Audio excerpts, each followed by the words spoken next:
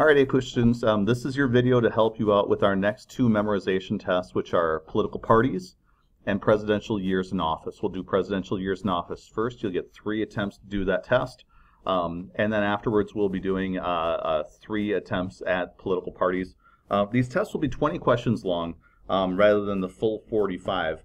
And what will happen is the test will ask you about presidents in chronological order, but not in sequential order. So we're going to be asking you to be able to do 2 specific skills. Number 1, we want you to be able to, given a set of years, be able to identify which president is being referenced by those set of years. And then on the second set of tests with presidential political parties, given a president's name, we're going to be asking you to identify which political party that person belonged to.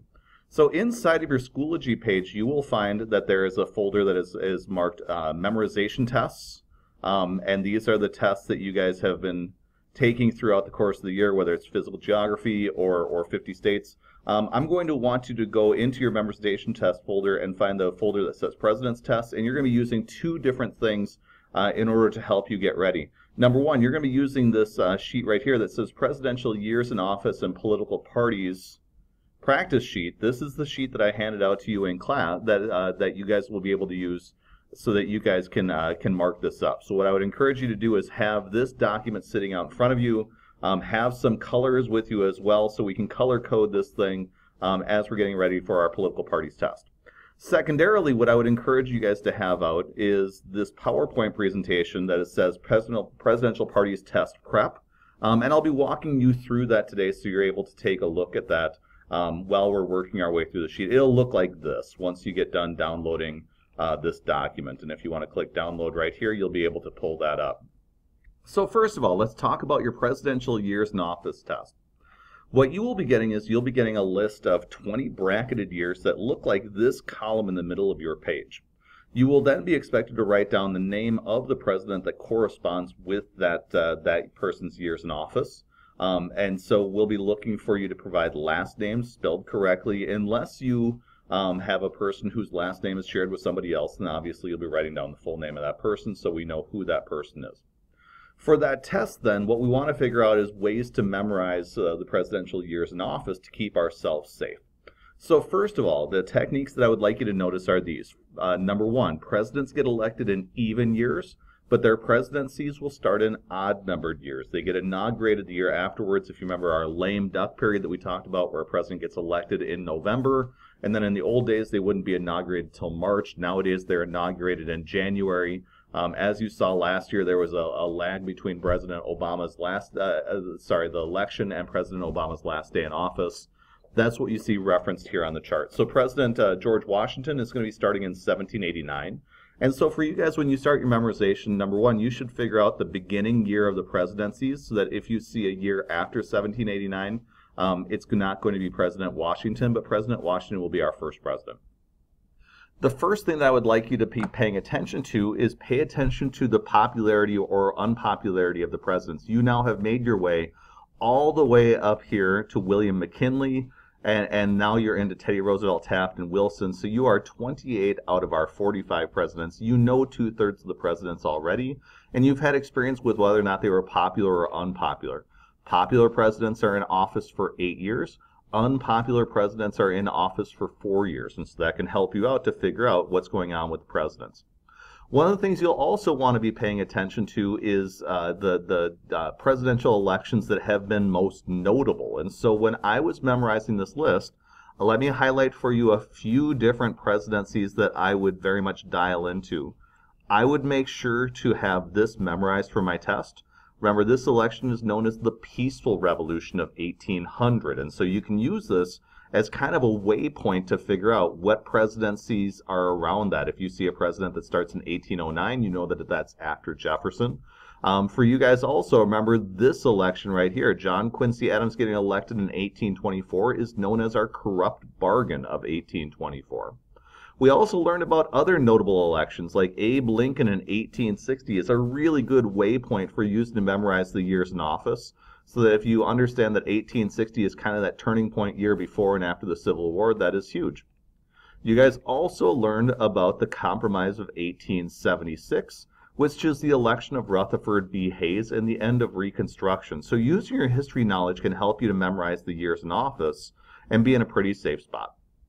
The other thing I would encourage you to think about is some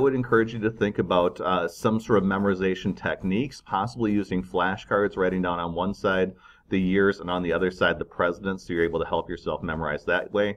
But one of the tricks that I always use is I look for the abnormal presidencies so that I am in a safe spot. Look for the presidents who died, and one of the ways that you can use that is with what I taught you in class called the Curse of Tecumseh. Supposedly, according to urban legend, William Henry Harrison's defeat of Tecumseh led to a curse on the presidency, which leads to some pretty odd years for the presidents who are elected on the zeros. Remember, William Henry Harrison is going to drop dead of pneumonia.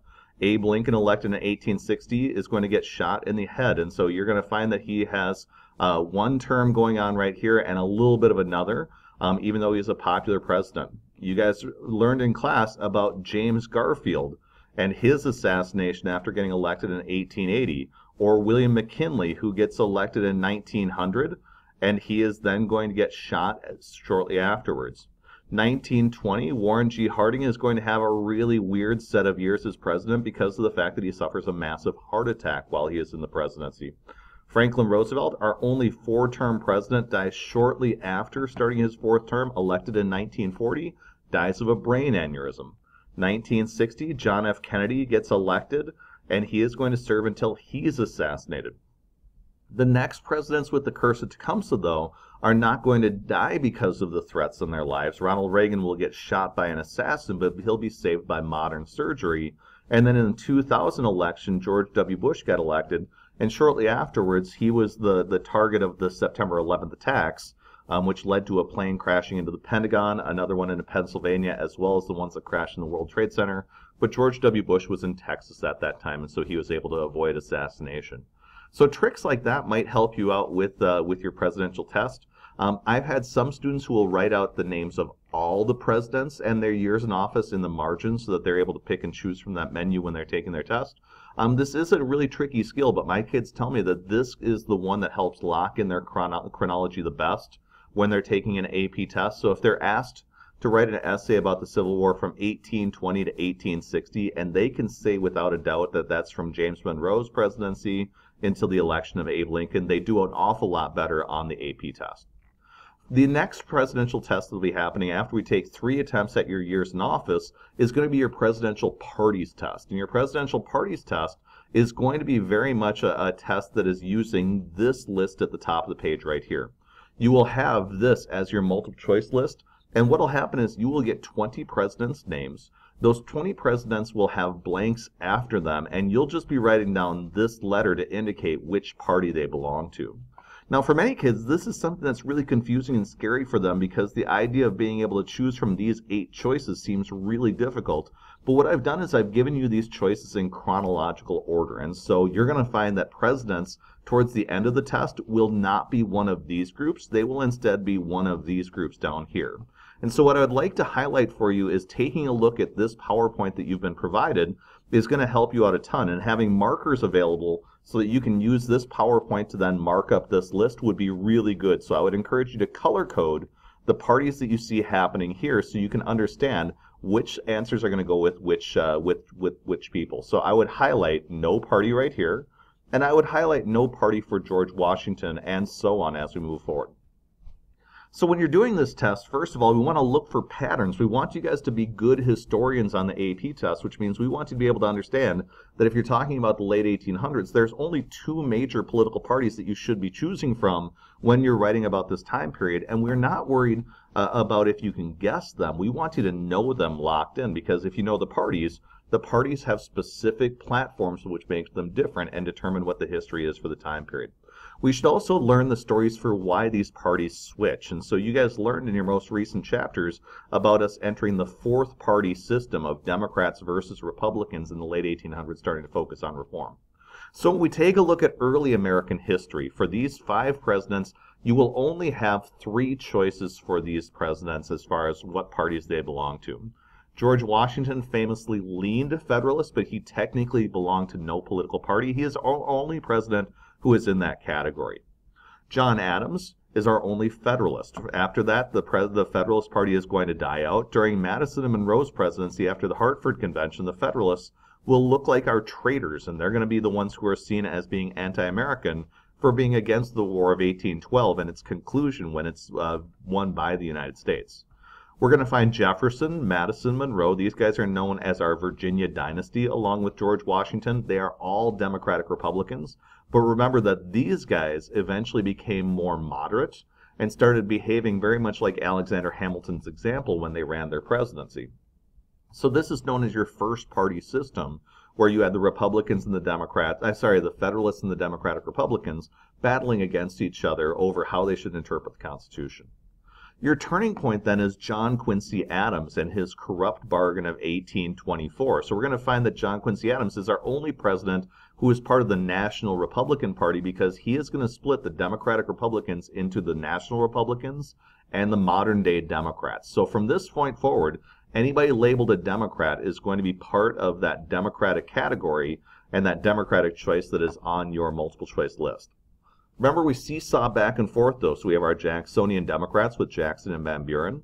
And then we're going to find that two different presidents are going to get elected who are military heroes, Harrison and Taylor. And they're going to both suffer weird fates. Harrison is going to die because of pneumonia, and Zach Taylor because of eating milk and cherries during the summer when they're debating the Compromise of 1850.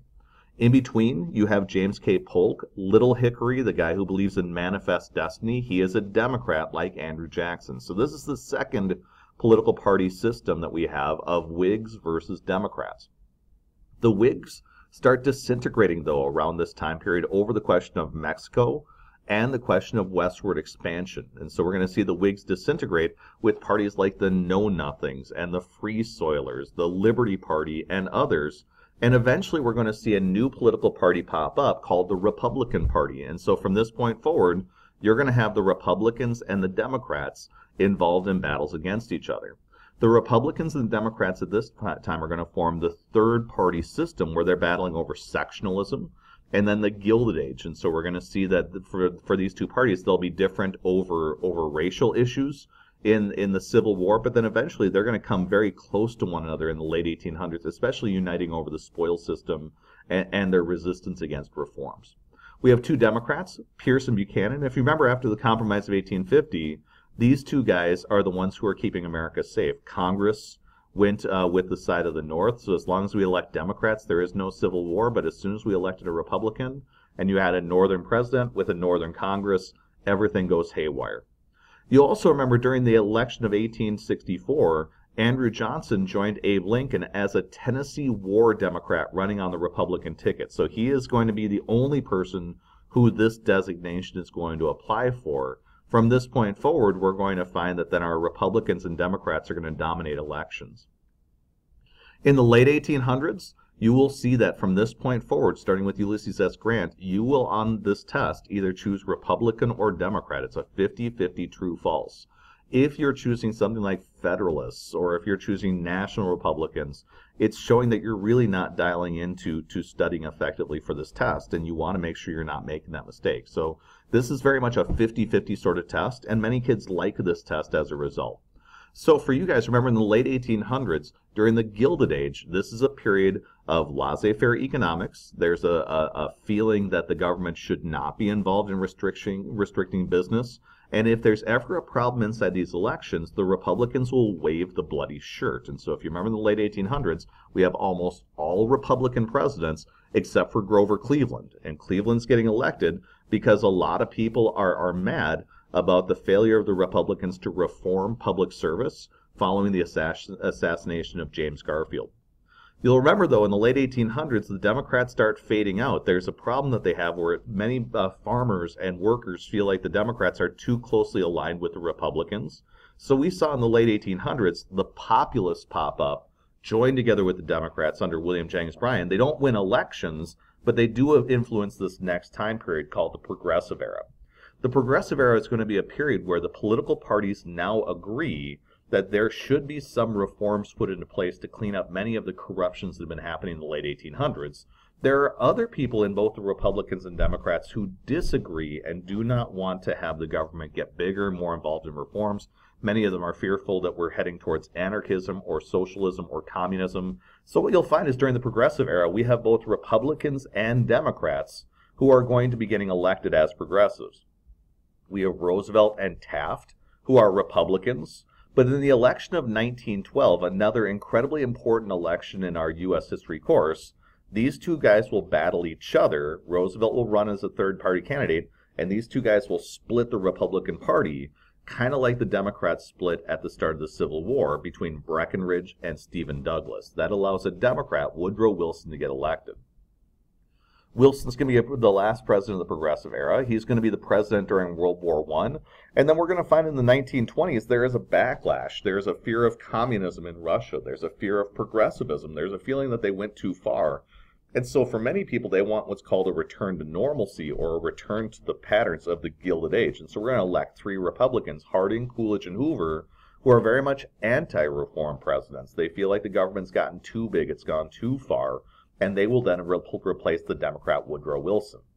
The only thing that's going to wipe out the Republicans, though, is there's going to be a movement in the middle of the United States for more reform, because during Hoover's presidency, we're going to experience the Great Depression. And with the Great Depression, there's a feeling that something should be done, not just to reform the system, but actually provide relief and recovery because the Depression is so great.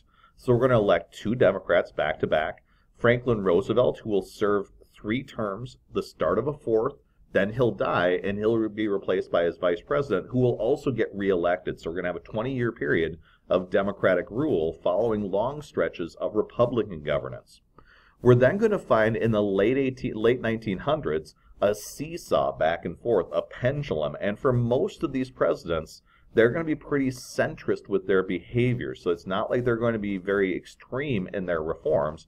The only outlier for that is going to be Lyndon Johnson. And so we're going to see a Republican, then 2 Democrats. And these 2 Democrats are in place because Kennedy's going to get shot in 1963. Johnson will take over, get reelected on his own. Johnson will create a large series of reforms called the Great Society, which is going to be doing things for civil rights and to try to address poverty. Nixon will then bring us back to what he refers to as being the silent majority's foundational bedrock beliefs in America. And so we're going to have a conservative turn during Nixon and Ford's time. But with Nixon's Watergate scandal, that causes controversy and allows the election of Jimmy Carter, an outsider. When we have stagflation, the economy gets bad, we then vote Republicans, 2 times for Reagan, 1 time for George H.W. Bush.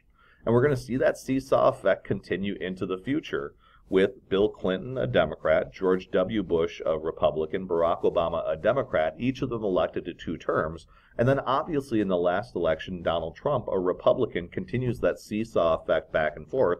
And obviously we're still up in the air being 1 year in as far as what the duration of Donald Trump's presidency is going to be. What you should be noticing, though, is you should be using this list then to make the presidential parties test not so difficult. You should divide it up into chunks like I did. So if you take the first 5 presidents, you only have 3 choices for them to lock into, and 60% of the time you're choosing Democrat or Republican. From James Monroe moving forward, your only choices are national Republicans or Democrats and Whigs in this period that you see right here leading up to the election of Abraham Lincoln, which gives you a 50-50 shot. As you move past Abraham Lincoln, the only outlier is your war Democrat, Andrew Johnson. Otherwise, you're just choosing Republicans and Democrats. And if you're wise, you'll be able to see patterns that you have color-coded now onto your sheet to be able to help you out with this test. You get 3 opportunities to take each of these tests, though. The years in office test is a difficult test, and so that's the reason why we give you those 3 opportunities. It's only worth 20 points. So I would worry less about the point total and more about the skill. If we can lock in your years in office, almost every AP essay test is going to give you a bracketed set of years. And if you at the start of that test are able to write down all the presidents who belong inside that essay, you will find it a lot easier to recall facts because you will be able to identify this president did these things, was famous for this stuff, and you'll be good. If in addition to that, you'll also be able to say, oh, in this time period in the late 1800s when I'm writing about the Gilded Age, almost every president was Republican, and you can tell the story about why there is an outlier Democrat, Grover Cleveland, coming into the picture. You can already feel your essay writing getting better because you can be that specific and be confident that you're right. So for you guys, I wish you the best of luck when preparing for these tests. If you need any help or have any sort of questions, feel free to ask me. But hopefully this gives you enough guidance so you're able to figure out a strategy to be able to help you do well at least once on one of the 3 versions of the test that you'll be taking. Good luck.